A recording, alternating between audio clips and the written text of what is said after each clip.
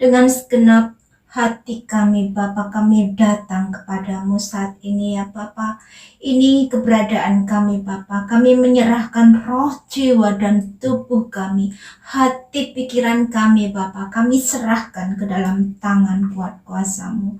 Lingkupi kami dengan kasih-Mu Bapa. Kiranya Tuhan kuat kuasa dari tempat yang maha tinggi menaungi kami. Yang sebentar Bapa kami akan mendengarkan firman-Mu. Kiranya Bapa buka, oh Tuhan, segala yang terselubung dari firman-Mu dan buat kami mengerti apa yang menjadi kehendak-Mu saja dalam kehidupan kami. Dan beri Tuhan kami kemampuan-Mu untuk kami boleh melakukannya di dalam kehidupan kami, supaya kami tidak berdosa kepadamu. Terima kasih Bapa.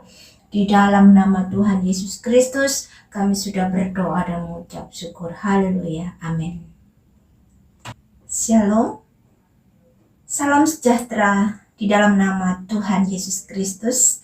Saudara, di dalam kehidupan ini Allah tidak membiarkan kita menjadi bingung atau bertanya-tanya tentang kehidupan dan penghidupan kita. Selama kita masih hidup di dalam dunia ini, Allah akan memberikan petunjuk. Allah akan memberikan pengertian kepada kita melalui firman-Nya.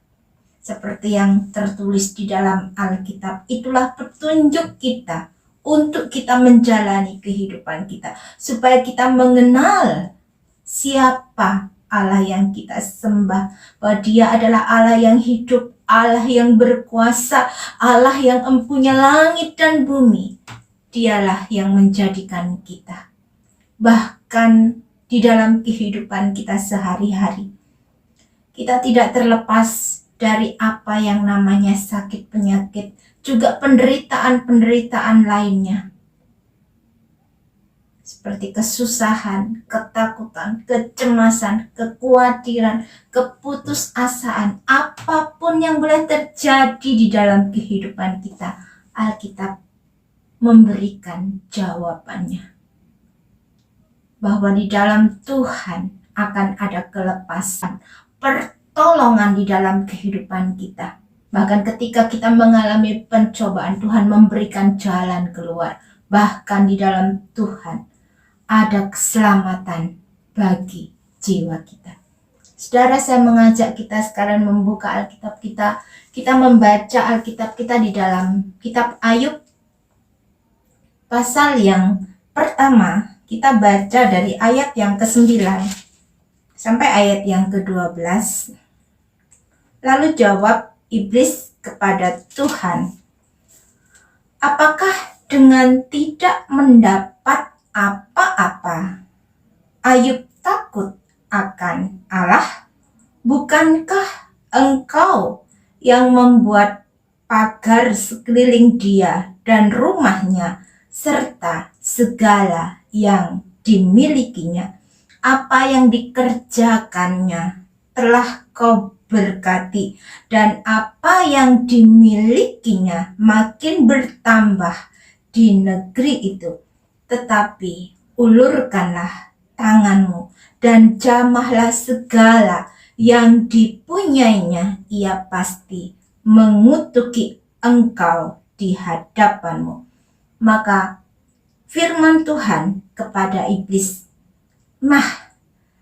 segala yang dipunyainya ada dalam kuasamu, hanya janganlah engkau mengulurkan tanganmu terhadap dirinya. Kemudian pergilah iblis dari hadapan Tuhan. Saudara, dari bacaan yang kita baca di dalam kitab Ayub ini, kita tahu bahwa iblis memang berkuasa, tetapi iblis tidak maha kuasa. Bahkan untuk mencobai kita pun, iblis harus meminta izin kepada Allah. Karena segala kuasa itu hanya di dalam Tuhan saja, yang empunya langit dan bumi. Karena segala hormat, segala pujian, kemuliaan hanya bagi Tuhan saja, karena segala sesuatunya itu berasal daripada Tuhan. Tuhanlah yang menjadikan segala sesuatunya dari yang tidak ada menjadi ada. Dan apa yang dijadikan Tuhan itu adalah baik adanya. Allah tidak menciptakan iblis, tetapi Allah menciptakan malaikat Lucifer, ciptaan Allah yang maha indah, yang penuh semarak karena kecantikannya. Dan karena kecantikannya, karena keindahan semarak yang dimilikinya, telah membuat Lucifer menjadi sombong dan ingin menyamai Allah yang maha tinggi. Itulah sebabnya Lucifer jatuh ke dalam dosa dan dilemparkan ke bumi dan menjadi iblis. Dan hingga saat ini iblis ingin disembah oleh manusia. Saudara, ketika Tuhan Allah menciptakan manusia, iblis mengetahuinya. Itu sebabnya iblis berusaha dengan berbagai macam tipu daya menyeret manusia untuk memberontak kepada Allah. Karena iblis tidak mau pergi ke neraka sendirian. Iblis mencari teman, yaitu yang dapat dihasutnya, yang dapat diperdaya untuk ditelannya menjadi mangsanya. Firman Allah memberitahukan kepada kita bahwa pekerjaan iblis dalam kehidupan kita manusia itu adalah untuk mencuri, membunuh, dan membinasakan. Di dalam 1 Petrus 5 ayat yang ke-8, sadarlah dan berjaga-jagalah, lawanmu si iblis berjalan keliling sama seperti singa yang mengaum-ngaum dan mencari orang yang dapat ditelannya. Saudara, iblis menyerang kita manusia secara pribadi, yaitu melalui godaan yang sama seperti yang dilakukannya kepada Hawa. Tetapi Hawa tergoda, tertipu oleh rayuan iblis. Demikian juga dengan Tuhan Yesus. Selama di dalam dunia ini, Tuhan Yesus juga dicobai oleh iblis. Ketika Tuhan Yesus setelah berpuasa 40 hari 40 malam di padang gurun, tapi Tuhan Yesus melawan iblis dengan firman Allah, dan Tuhan Yesus menang dari cobaan iblis sehingga iblis undur daripada Tuhan. Dalam kehidupan Ayub juga dicobai oleh iblis dengan cara menghabiskan, yaitu anak-anaknya, harta kekayaannya, bahkan tubuh jasmani Ayub digerogoti oleh penyakit yang sangat busuk dan menjijikkan. Tapi karena Ayub memiliki iman yang kuat kepada Allah, iman yang benar, sehingga imannya itu timbul seperti emas ketika segala sesuatu penderitaan itu melandanya. Ayub tidak goyah, sehingga Ayub terlepas dari pencobaan yang dilancarkan oleh iblis, dan Tuhan Allah memulihkan keadaan Ayub dan mengembalikan semua yang sudah dicuri oleh iblis 2 kali lipat dari kekayaannya yang semula. Saudara, kalau kita secara pribadi memiliki pengertian bahwa Allah itu membuat manusia sakit, itu adalah pengertian yang salah. Itu adalah kebodohan kita sebagai manusia. Mengapa? Itu artinya bahwa kita sudah masuk di dalam perangkapnya iblis. Karena segala penderitaan, kesusahan yang dialami oleh manusia itu adalah pekerjaan iblis. Tetapi iblis mau melalui semua kesusahan yang dialami oleh manusia, manusia menyalahkan Tuhan atas penderitaan, kesusahan, sakit, penyakit yang dialaminya di dalam dunia ini. Itu adalah tipuan iblis, saudara. Tuhan Yesus sendiri, Dia yang adalah Allah, rela turun ke dalam dunia ini dan menjelma menjadi manusia biasa sama seperti kita. Tetapi Tuhan Yesus adalah manusia yang tanpa dosa dan tidak bisa berbuat dosa karena Dia adalah Allah. Firman Allah yang menjelma menjadi manusia. Dan selama pelayanannya di dunia ini, pekerjaan Tuhan Yesus adalah menyembuhkan orang-orang yang menderita sakit penyakit, yang buta dicelikkan, yang bisu dapat berbicara, yang tuli dapat mendengar, yang lumpuh dapat berjalan. Bahkan orang yang mati dibangkitkan. Mazmur 103 kita baca dari ayat yang pertama sampai ayat yang kelima. Pujilah Tuhan, hai jiwaku. Dari Daud. Pujilah Tuhan, hai jiwaku. Pujilah namanya yang kudus, hai segenap batinku. Pujilah Tuhan, hai jiwaku. Dan janganlah lupakan segala kebaikannya.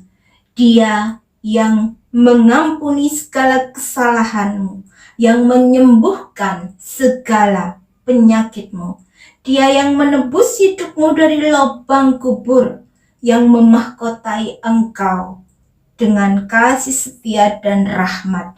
Dia yang memuaskan hasratmu dengan kebaikan, sehingga masa mudamu menjadi baru seperti pada burung rajawali. Puji Tuhan, saudara. Sungguh, kita memiliki Allah yang hidup, Allah yang mengampuni segala dosa dan kesalahan kita, Allah yang menyembuhkan kita dari segala sakit penyakit kita, Allah yang menebus kita dari kematian kekal. Bahkan Dia Allah yang memahkotai kita dengan kasih setia dan rahmat. Sehingga kasih setia Allah tidak berkesudahan di dalam kehidupan kita. Saudara, melalui kematian Tuhan Yesus di atas kayu salib, maka Tuhan Yesus sudah membayar harga penebusan dosa di atas kayu salib. Dan ketika Tuhan Yesus bangkit dari kematian, lalu naik ke sorga, dan sekarang Tuhan Yesus duduk di sebelah kanan Allah Bapa di sorga. Dia menjadi pembela kita. Tuhan Yesus tetap berdoa bagi kita sekalian di sorga. Baik itu bagi kita yang percaya dan yang mengasihi Dia.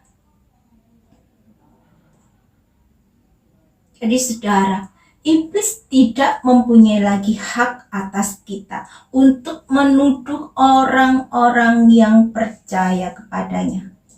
Karena ada suatu pagar yang melindungi kita, yaitu Allah sendiri. Dan iblis itu adalah seperti macan ompong yang tidak memiliki kuasa atas orang-orang yang percaya.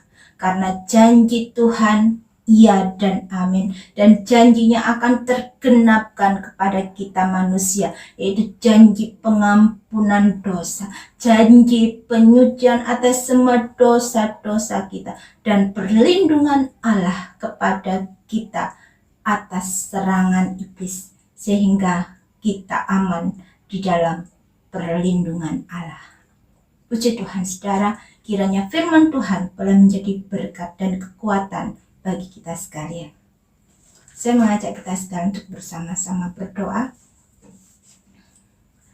Bapa, kami bersyukur dan berterima kasih Tuhan kalau kami sudah mendengarkan firman-Mu, menanamkan apa yang baik itu di dalam hati kami. Kiranya Tuhan beri kami kemampuan-Mu Tuhan untuk kami senantiasa melakukan apa yang menjadi kehendak-Mu dalam kehidupan kami. Untuk kami percaya Tuhan bahwa di dalam Engkau ada penebusan akan segala dosa dan kesalahan kami. Bahkan perlindungan yang daripada-Mu boleh kami rasakan dalam kehidupan kami.